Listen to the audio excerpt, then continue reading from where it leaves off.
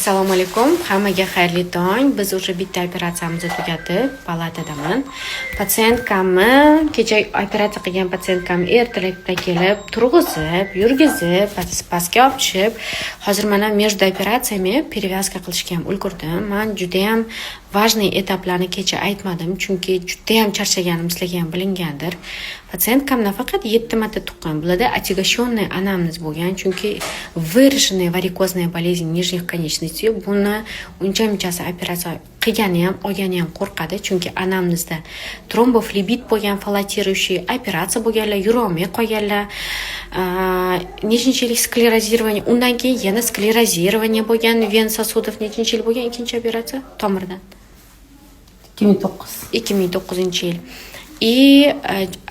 Har bitta tomir tushuning barmog'im bilan teng tomirlar pastda. Keyingi storiesda